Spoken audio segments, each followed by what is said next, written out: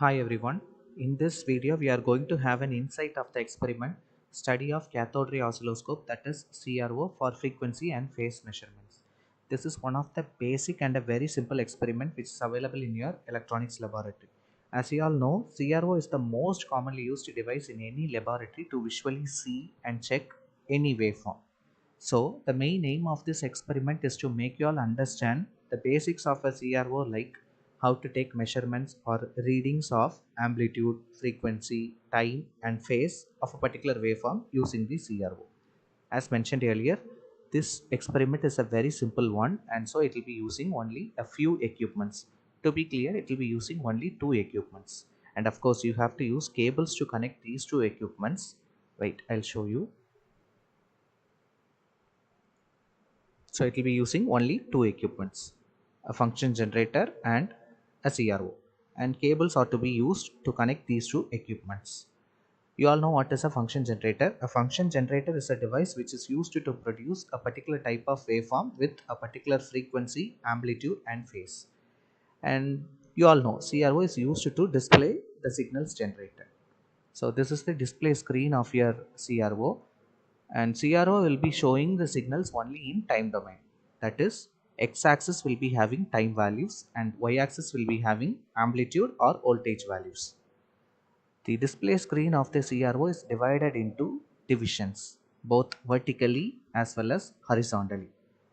Vertically, this CRO display screen will be having 8 divisions. You can see 1, 2, 3, 4, 5, 6, 7 and 8. And horizontally, it will be having 10 divisions. You can see 1, 2, 3, 4, 5, 6, 7, 8, 9 and 10. And this is the control panel of your CRO. Since this is a virtual one, only the main control knobs are shown here. But physically available CROs will be having more than these. So here only the main knobs are shown. So at a time it is possible to see and check two waveforms using a CRO, since it is having two channels. So simultaneously you can see and check and take readings of two waveforms. And if you want, you can choose to see one like this. See, I have selected channel 2, and so I'm able to see only a single waveform. If you select channel 1, the other channel's waveform will be shown. And if you want to see both the things, you have to select dual. And by this you can see both the channels waveform. As mentioned earlier, function generator is capable of producing different types of waveforms.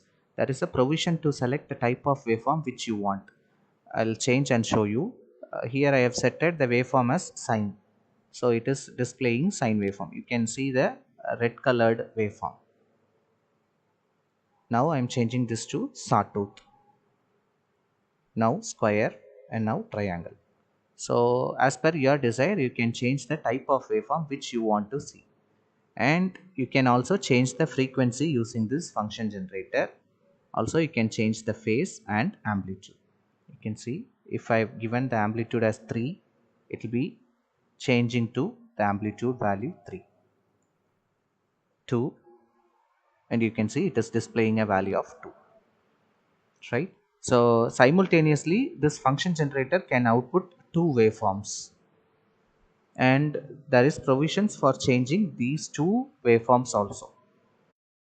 So far we have seen what is what, and now I'll show you the procedure for measuring the amplitude, frequency, time and phase of a signal using this CRO.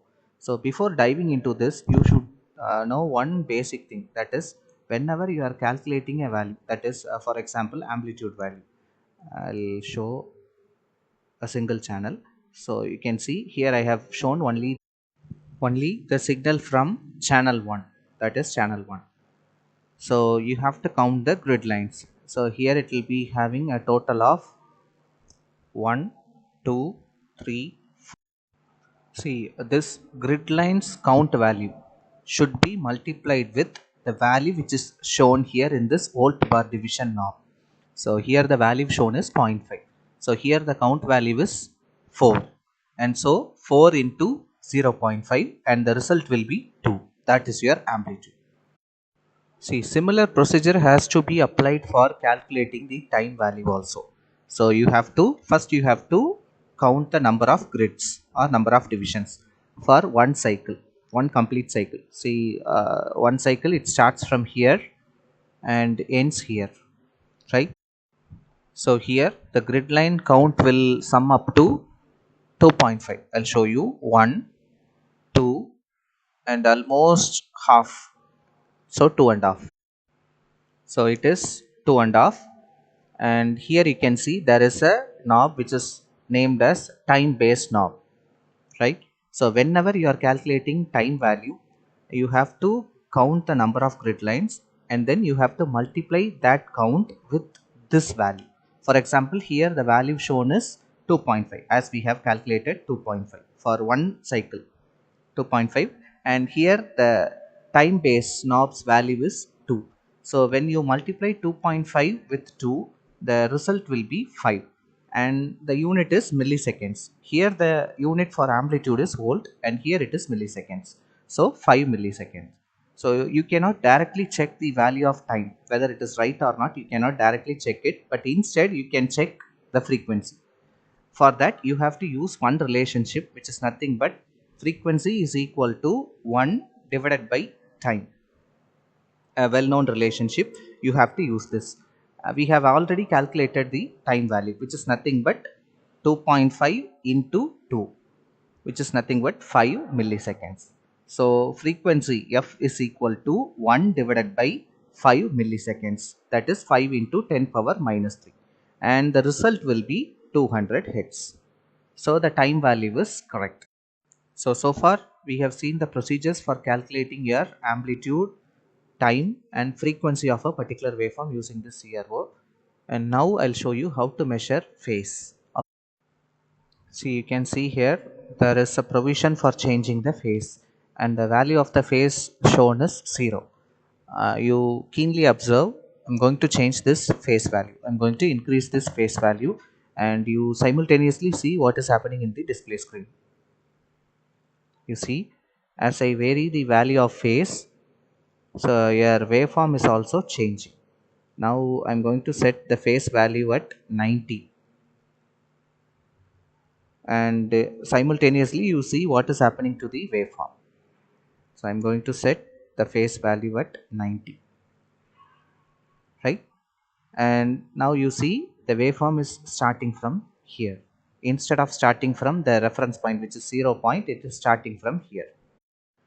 So the waveform just now underwent a phase change of 90 degree. What happens if I set the value as 180? I'll show you. You can see it has changed from positive to negative. That is 180 degree out of phase, right? So by using this procedure, you can check the phase. In certain function generators, there won't be provisions available to change the phase. In such a case, you can use the CRO's display screen and you have to use both the waveforms and then you can check the difference in the phase.